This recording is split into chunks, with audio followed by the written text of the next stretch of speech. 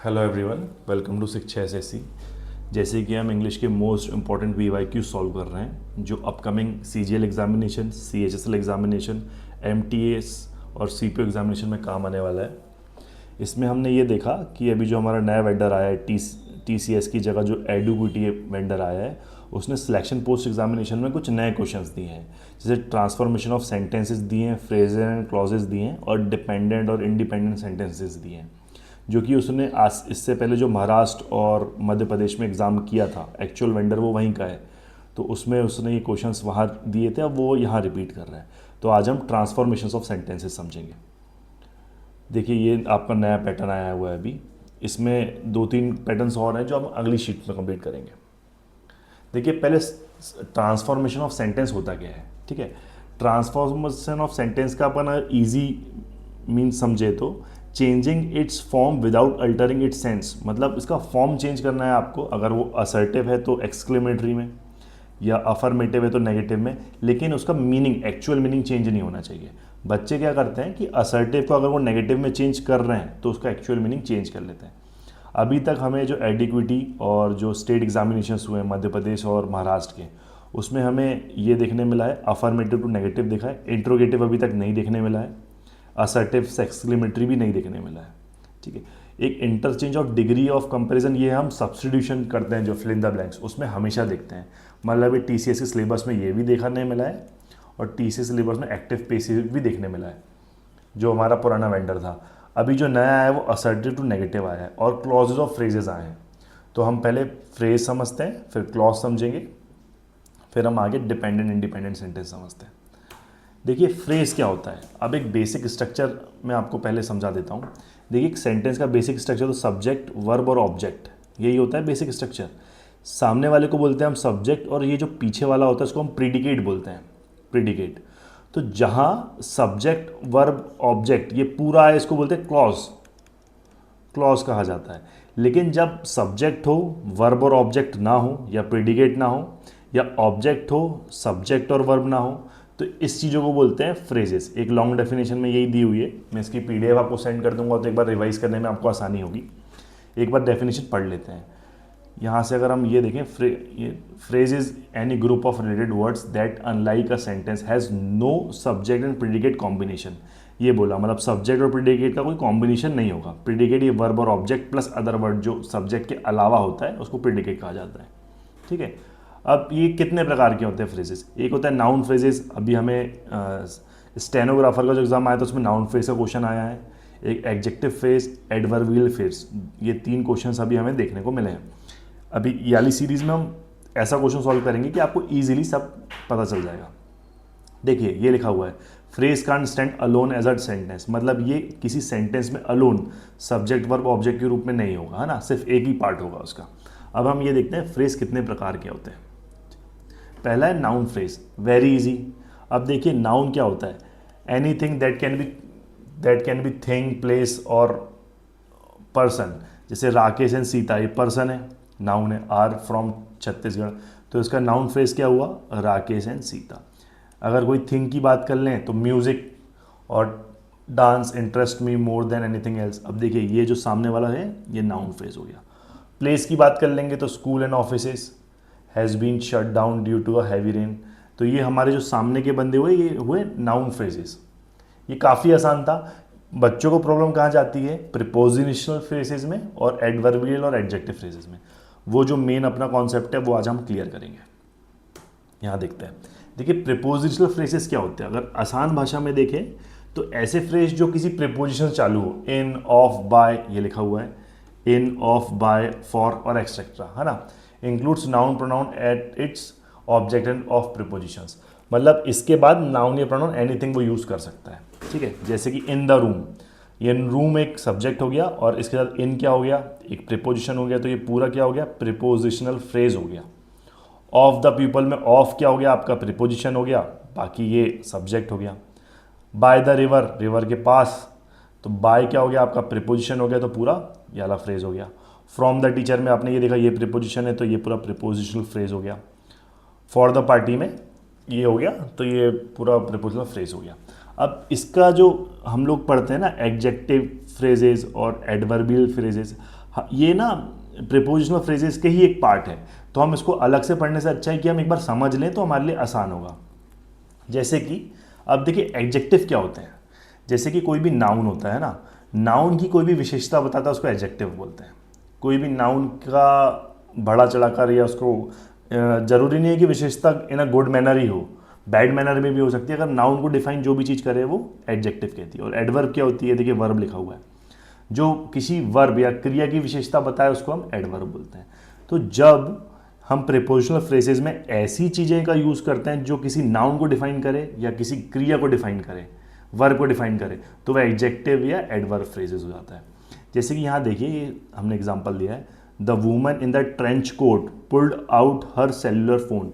अब देखिए वुमेन की बात की है, ये हमारा सब्जेक्ट हो गया, लेकिन वुमेन की विशेषता क्या बताई गई है कि वुमेन जो एक ट्रेंच कोट में है, तो ट्रेंच कोट क्या हो गया आपका, एडजेक्टिव फ्रेज हो गया, एडजेक्टिव फ्रेज, क्योंकि वुमेन की विशेषता बताई है। ठीक है, सेकंड देखते हैं, most of the audience snoozed during the tedious performance. अब देखिए परफॉर्मेंस की बात करिए तो मतलब है कि वर्ब है, ठीक है, और वर्ब के दौरान क्या हुआ, स्नूज्ड किया है ऑडियंस ने, तो ये वर्ब की विशेषता बता रही है, तो ये क्या कहलाएगी, एडवर्ब, एडवर्ब फ्रेजेस हो जाएगी, है ना। कुछ और देख लेते हैं हम एक्स्ट्रा। पार्टिसिपल फ्रेजेस काफ़ी आसान है। देखिए पार्टिसिपल फ्रेजेस में क्या होता है, past tense, mainly past tense, ठीक है, पास्ट टेंस और प्रेजेंट टेंस के वर्ड्स को जब हम फॉलो करते हैं, ठीक है, उसको पार्टिसिपल फ्रेजेस कहा जाता है। जैसे stifling fresh air, Jim realised he had found paradise. अब स्टिफिंग फ्रेश एयर, देखिए कुछ इसको अकेले से तो सेंटेंस पूरा बन नहीं रहा, ये ऐसा फ्रेज है जिसको यूज़ करके हम आगे वाले को डिफाइन कर सकते हैं। तो स्टिफिंग द फ्रेश एयर में स्टिफिंग जो दिया हुआ है, ठीक है, ये हमारा क्या हो गया, पार्टिसिपल फ्रेजेस। ये लिखा हुआ है ना, the soldier trapped by the enemy, trapped by the enemy, देखिए ईडी फॉर्म आ गया, ट्रैप्ड बाय द एनिमी क्या हो जाएगा आपका, पार्टिसिपियल फ्रेजेस हो जाएगा। जीरंड काफ़ी इजी है, आईएनजी फॉर्म लगता है, दैट्स इट, और कुछ नहीं। जैसे swimming in the ocean is my favourite activity. अब स्विमिंग क्या है, आप तैर रहे हो, आईएनजी फॉर्म यूज हुआ है, मतलब ये जीरंड फ्रेज हो गया, ठीक है। The police officer reported seeing the suspect, seeing में आईएनजी फॉर्म हो गया, मतलब ये आपका क्या हो गया, जीरंड फ्रेज हो गया। नेक्स्ट देखते हैं, काफ़ी आसान है, इन्फिनेटिव फ्रेज। देखिए आपको ये सब अगर आपने ग्रामर पढ़ी है और आप एसएससी की तैयारी कर रहे हैं तो मैं मान के चल रहा हूँ कि आपको पार्टिसिपल, इन्फिनेटिव, प्रिपोजिशन, जीरंड, ये सब की मीनिंग पता होंगे, बस हम लोग इसको एक बार रिवाइज कर रहे हैं, ठीक है। An infinitive phrase contain to. अब देखिए इसका इजी फॉर्म ये कि जहाँ आपको जो भी फ्रेज में टू दिखे, ठीक है, टू दिखे आप उसको इन्फिनेटिव फ्रेज कह सकते हैं। टू के साथ प्लस में लगा के आप एनीथिंग जोड़ सकते हैं, ऑब्जेक्ट भी हो सकता है, सब्जेक्ट भी होता है, कुछ भी हो सकता है, ठीक है। अब जैसे कि to sleep, to have slept, to consider, to throw, देखिए टू हर जगह यूज हो रहा है, सेंटेंस में देख लेते हैं। To sleep all night was his only wish, तो यहाँ देखिए to sleep all night, to का यूज हुआ। आगे चलते हैं, the representatives didn't want to take an unpopular stand, तो ये देखिए यहाँ टू का यूज हुआ, मतलब ये वाला हो जाएगा infinitive phrase. He had plenty of money to spend foolishly, to का यूज हुआ, मतलब ये इन्फिनेटिव फ्रेज हो गया। तो हम फ्रेज से ये समझ गए, हमने फ्रेज से कितने पार्ट देखे, लेकिन एक नाउन पढ़ा हम लोगों ने। नाउन मतलब एनीथिंग दैट कैन बी, व्यक्ति, वस्तु, स्थान, पर्सन, प्लेस और एनीथिंग, अगर वो सामने लिखी है तो नाउन फ्रेज जाएगी। फिर नाउन के साथ साथ हमने क्या पढ़ा, एक एडवर्बियल फ्रेज पढ़ा, पहले हम एडजेक्टिव फ्रेज कर लेते हैं, ठीक है।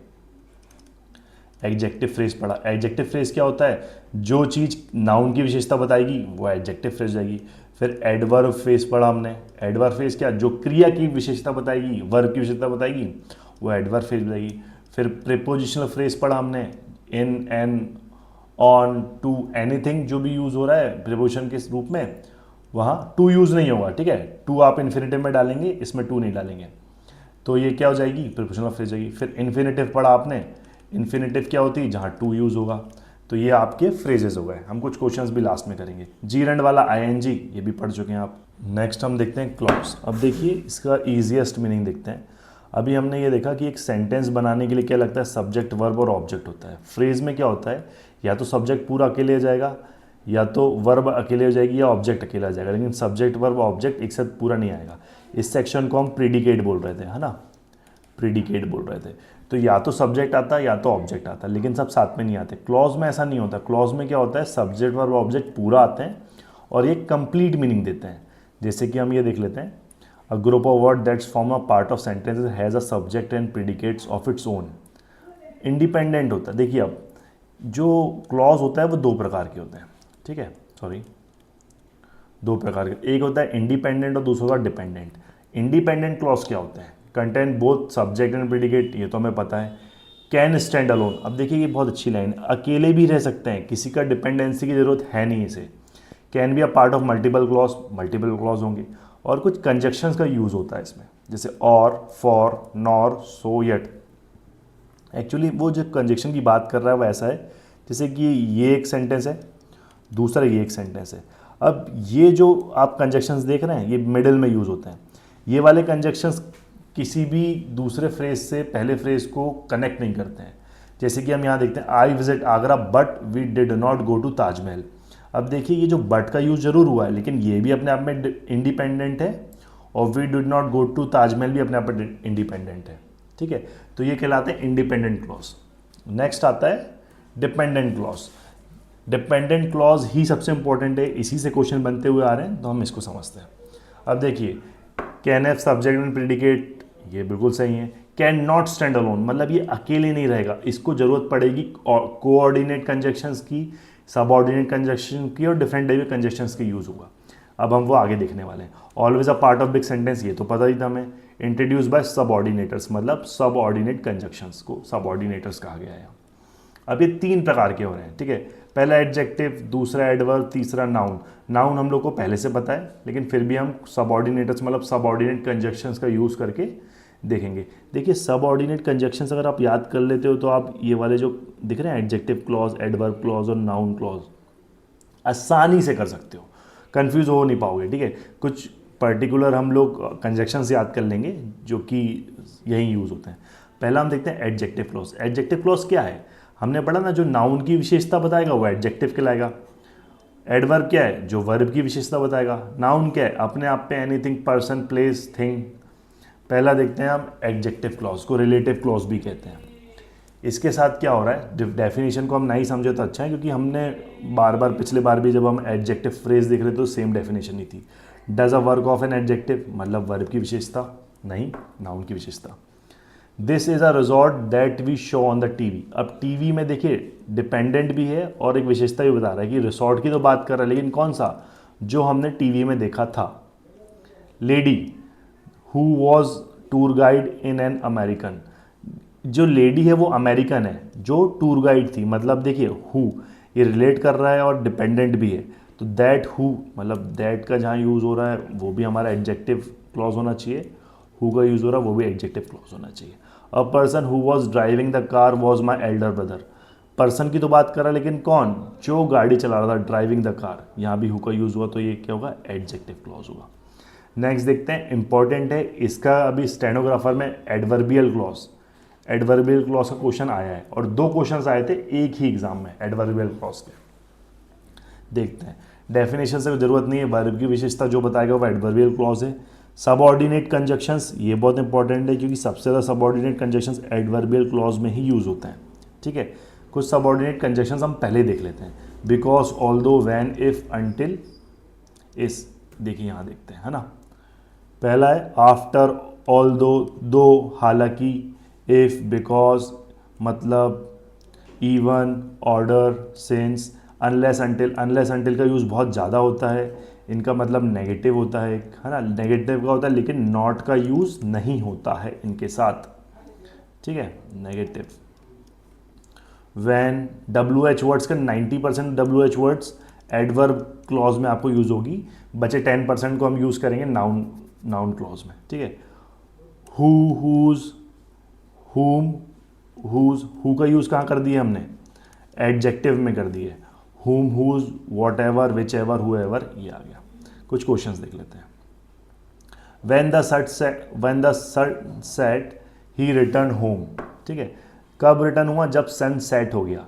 ठीक है, सेट मतलब एक क्रिया की बात कर रहा है, वैन का यूज हुआ हमारा ना, we are kind to you because you are kind to us.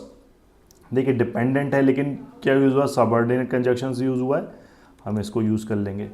The ship went wherever the shepherd went, wherever का यूज यहाँ हुआ है क्या, ये देखिए वेयर एवर यहीं कहीं होना चाहिए, ये लिखा है वेयर एवर, ठीक है। अब नाउन क्लॉज देखते हैं, काफ़ी आसान है। नाउन क्लॉज में हमको ये वाले कंजक्शन याद करने हैं, स्पेशली वॉट, ठीक है। वॉट इंपॉर्टेंट है, वॉट आपको बहुत सारी जगह मिलेगा, जहाँ भी वॉट का सबऑर्डिनेट यूज़ हुआ है वहाँ हम नाउन क्लॉज कह देते हैं, ठीक है। Such clause functions are completely complement of verb, subject and object, ठीक है। आपको वर्ब के बारे में कॉम्प्लीमेंट देगा, सब्जेक्ट के बारे में देगा, ऑब्जेक्ट के बारे में देगा, मतलब सबके बारे में। वर्ब के बारे में सिर्फ एडवर्ब दे रहा था, सब्जेक्ट के बारे में सिर्फ एडजेक्टिव दे रहा था, लेकिन जब ये दोनों के बारे में देगा तो वो क्या कहलाएगा, नाउन कहलाएगा। What she says is not acceptable, what का यूज हुआ मतलब ये नाउन क्लॉज है, ठीक है।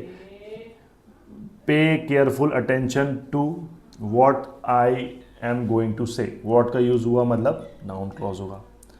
और दे आस्क्ड हु भी बहुत इंपॉर्टेंट है, हु का भी यूज होगा तो नाउन क्लॉज ही डालेंगे हम। Pay attention who was in the committee, ये भी बहुत सही है। देखिए अब हम कुछ क्वेश्चंस करते हैं जो स्टेट एग्जामिनेशंस में और एडीक्यूटी द्वारा लिए गए कुछ प्रीवियस महाराष्ट्र और मध्य प्रदेश एग्जामिनेशंस में लिए गए हैं। पहला है, हम पहले एक बार रिवाइज कर लेते हैं कि हम लोगों ने अभी तक क्या क्या पढ़ा है। देखिए हमने पढ़ा है फ्रेज। फ्रेज क्या होता है, जिसमें सब्जेक्ट वर्ब ऑब्जेक्ट में जो सब्जेक्ट और प्रेडिकेट होता है उसमें सिर्फ सब्जेक्ट यूज होगा या सिर्फ वर्ब यूज होगा, है ना, प्रीपोजिशनल या इन्फिनिटिव फॉर्म पे यूज होगा, पूरा सेंटेंस कंप्लीट नहीं होगा।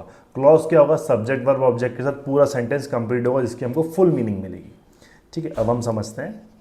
पहला है, face with so many problems I decided to get professional help. अब हम इसमें ये देख रहे हैं कि ये या तो या फ्रेज है या क्लॉज है। देखिए faced with so many problem, इसमें सब्जेक्ट दिख रहा है आपको, नहीं दिख रहा है, ठीक है। फेस्ड आ गया, प्रॉब्लम आ गया, एक आपको ऑब्जेक्ट मिल गया है, फेस मतलब वर्ब मिल गई लेकिन सब्जेक्ट नहीं मिला, मतलब ये क्या होना चाहिए, फ्रेज होना चाहिए, ठीक है। क्लॉज नहीं, सब्जेक्ट और ऑब्जेक्ट इसमें है नहीं। She arrive to work on time in despite of living home so late. देखिए she arrived a work on time, work भी ऑब्जेक्ट मिल गया, यहाँ वर्ब मिल गई, शी सब्जेक्ट मिल गया, मतलब ये जो क्लॉज हो गया क्योंकि ये कंप्लीट मीनिंग दे रहा है। Before taking my medicine I always keep my I always speak to my doctor, ये आपको सब्जेक्ट मिल गया, स्पीक आपको वर्ब मिल गई, डॉक्टर ऑब्जेक्ट मिल गया, मतलब ये क्या जाएगा, क्लॉज जाएगा। कंप्लीट मीनिंग दे रहा है तो क्लॉज जाएगा, ऊपर वाला फ्रेज है। Mark has lived outside of his country for, prepositional phrase मिल गया आपको क्योंकि यहाँ प्रिपोजिशन का यूज हो गया है, तो क्या होगा, ये होगा कि फॉर 14 ईयर्स, आप पर्टिकुलरली कोई कंप्लीट मीनिंग दे नहीं रहा है हमको। कुछ क्वेश्चंस देख लेते हैं प्रीवियस ईयर के, इस साल जो स्टेनोग्राफर और फेज एग्जामिनेशंस में आए। देखिए हमको एडजेक्टिव फ्रेज बताना है, ठीक है। एडजेक्टिव फ्रेज के बारे में ये देखा है हमने कि पूरी कंप्लीट मीनिंग नहीं भी होनी चाहिए, और फ्रेज का मतलब एडजेक्टिव मतलब किसी चीज़ की विशेषता बताती हो, ठीक है। नाउन की विशेषता बताई हो, स्पेशली नाउन या जो भी आपका सब्जेक्ट होगा वहाँ। द डॉग बार्क लाउडली, अब देखिए बार्किंग लाउडली की बात कर रहा है, बार्क एक वर्ब होती है और लाउडली मतलब ये एक एडवर्बियल क्लॉज हो जाएगा, ठीक है, एडवर्बियल फ्रेज हो जाएगा।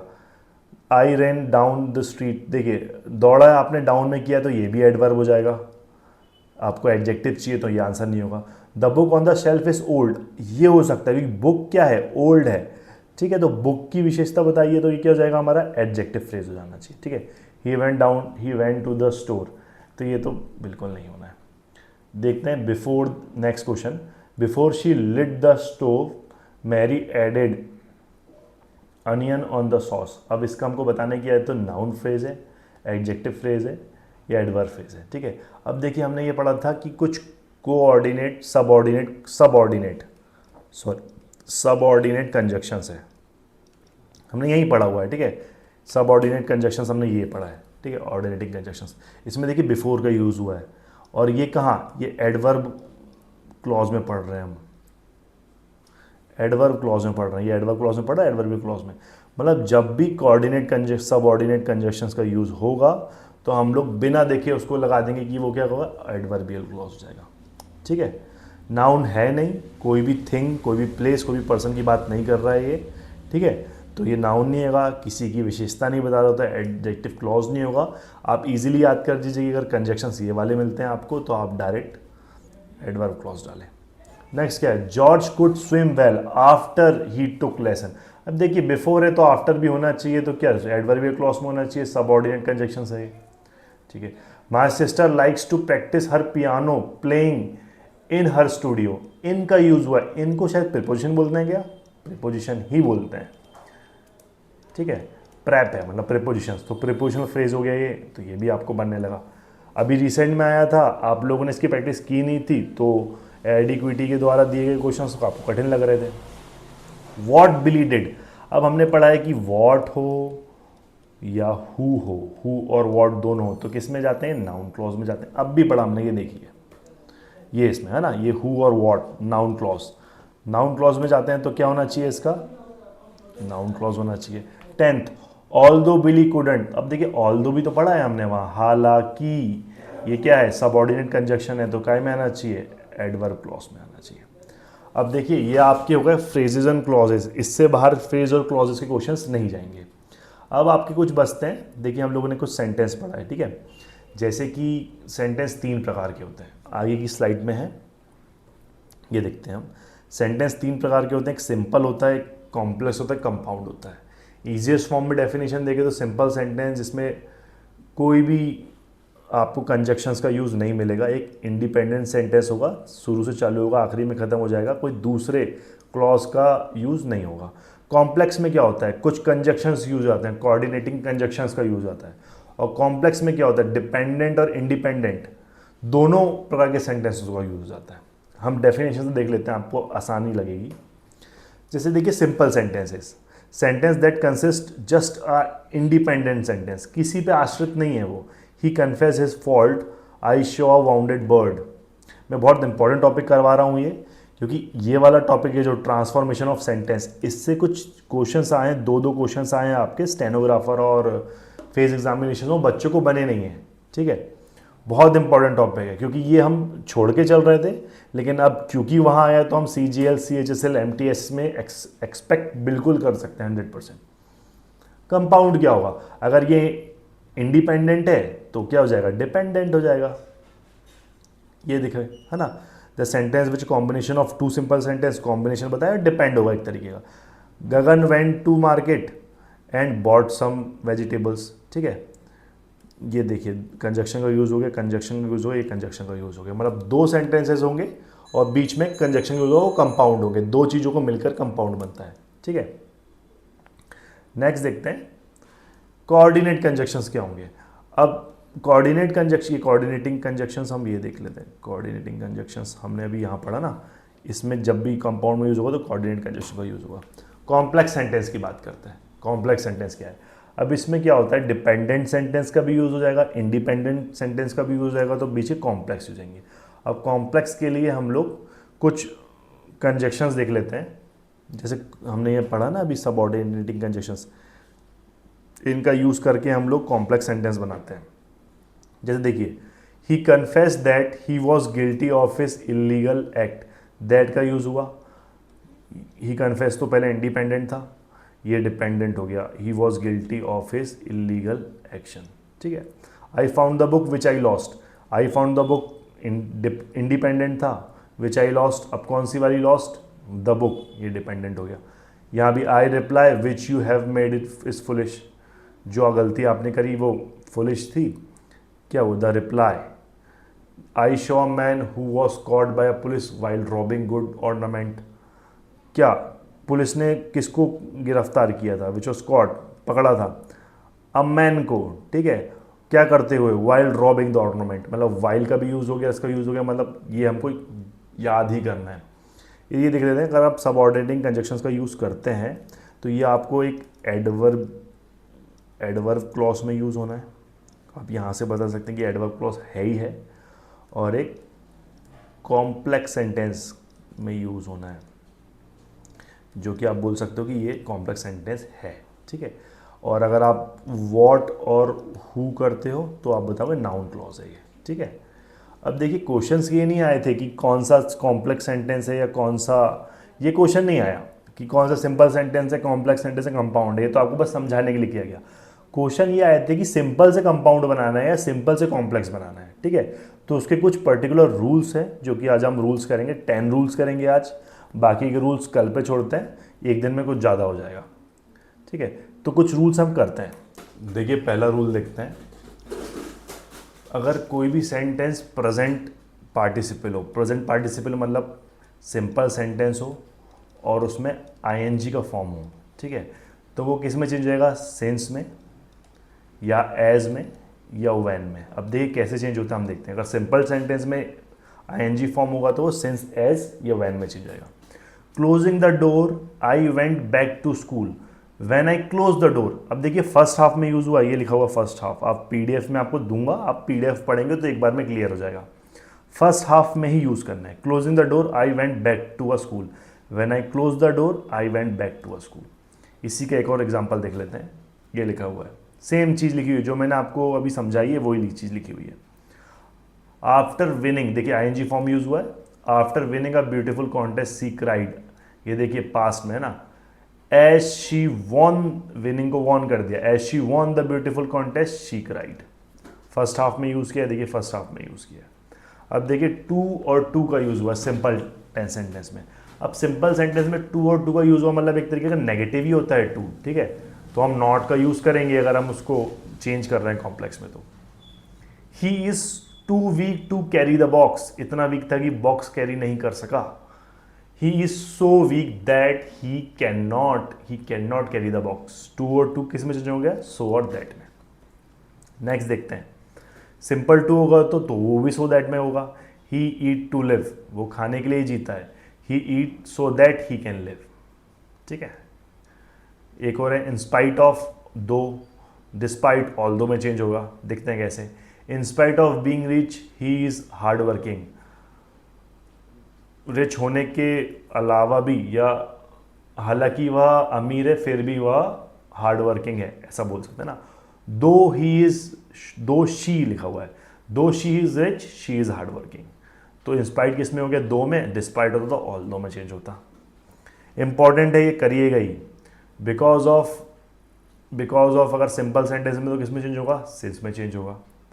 Because of his illness he could not join the meeting, since he was ill, since he was ill he could not join the meeting। देखिए आप देख रहे हैं ज़्यादा 90% चीज़ें फर्स्ट हाफ में ही चेंज हो रही है, ठीक है। एट द टाइम की बात करते हैं, सिंपल टेंस में एट द टाइम होगा तो will be converted into when. She woke up at the time of load shedding, जब वो उठा तो लोड शेडिंग हो रहा था। She woke up when it was load shedding, ठीक है। आगे चलते हैं। अब देखिए ये बहुत अच्छा है और ये अभी आया है इसलिए मैंने इसके 2-3 एग्जांपल दिए, आसान भाषा में मैं आपको समझाता हूँ, ठीक है। अगर सब्जेक्ट वर्ब और ऑब्जेक्ट दिया होगा, ठीक है, सिंपल है, इसको आपको अगर सिंपल सेंटेंस को कॉम्प्लेक्स में करना है तो आपको इसमें एक रिलेटिव प्रोनाउन का यूज़ करना पड़ेगा।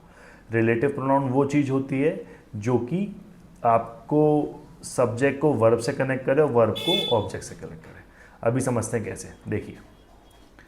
आई show a bird flying, I show a bird which was flying. I show a bird तो हो गया, फ्लाइंग को कनेक्ट करने के लिए क्या यूज़ हुआ, विच वॉज फ्लाइंग, ठीक है। इसको एग्जाम्पल से और देखते हैं, मतलब उसमें यूज़ क्या कर रहे हैं हम लोग, रिलेटिव प्रोनाउन क्या क्या चीज़ होती है, हु होता है, हुम होता है, हुज होता है, विच, दैट और वाइल होता है, ठीक है। The women is singing, the women singing is my sister, ये सिस्टर लिखा हुआ है, ठीक है। The women singing is my sister, the woman who is singing is my sister. तो देखिए हु रिलेटिव प्रोनाउन, मतलब वुमेन और सिस्टर के बीच में जो कनेक्शन का यूज है, रिलेशन का वन, वो हु है। Walking, she saw dog, while का यूज हुआ, देखिए वाइल का, while she was walking she saw a dog, relative pronoun का यूज हुआ है, समझ जाएंगे। नेक्स्ट देखते हैं, सिंपल सेंटेंस है, अगर विदाउट का यूज हुआ है तो हम इफ या इन केस में यूज करते हैं। Without adding the sugar dish will taste bad, without adding the sugar the dish will taste best, if you do not add sugar the dish will taste bad। अगर आप sugar add नहीं करेंगे तो dish अच्छी नहीं लगेगी। देखिए 10th question देखते हैं। A simple sentence adjective will be converted into that which. अब देखिए एडजेक्टिव है जो दैट विच में कन्वर्ट होगा। दैट विच के बारे में आपको पता होगा, कोई भी अगर वस्तु होगी तो वो विच में कन्वर्ट होती है, ठीक है। कोई भी थिंग होती है, ठीक है, मटेरियल होता है तो वो, और कोई भी अगर पर्सन होता है, सॉरी फॉर द राइटिंग, कोई भी पर्सन होता है तो वो दैट में कन्वर्ट होता है। It was a blue shirt, shirt जो ब्लू थी विशेषता बता रही है, ठीक है, तो it was a shirt which was blue. So ये आज आपकी क्लास थी, इसमें हम लोगों ने सीखा ट्रांसफॉर्मेशन ऑफ सेंटेंसेस जो अभी हम कर रहे हैं। इसके पहले हमने फ्रेज पढ़ा, एडवर्बियल क्लॉज पढ़ा जो कि इस साल एग्जामिनेशन में आई हैं। तो ऐसी कुछ चीज़ें हैं जो अभी तक आई हैं और अभी तक हमारे TCS द्वारा दिए गए पैटर्न में नहीं थी, अभी आई है तो हम सब कर रहे हैं। मैंने इसका गूगल फॉर्म बना के एक टेस्ट दिया है जो मैं अभी यहाँ लिंक में दे दूंगा, आप उसको कर लीजिएगा। प्रीवियस से कुछ क्वेश्चंस दिए हुए हैं उसमें। कल हम लोग, जैसा आज हमने सिंपल से कंपाउंड सीखे, कल हम कंपाउंड से सिंपल और कॉम्प्लेक्स से सिंपल पढ़ेंगे, ठीक है। It was my day, thank you everyone.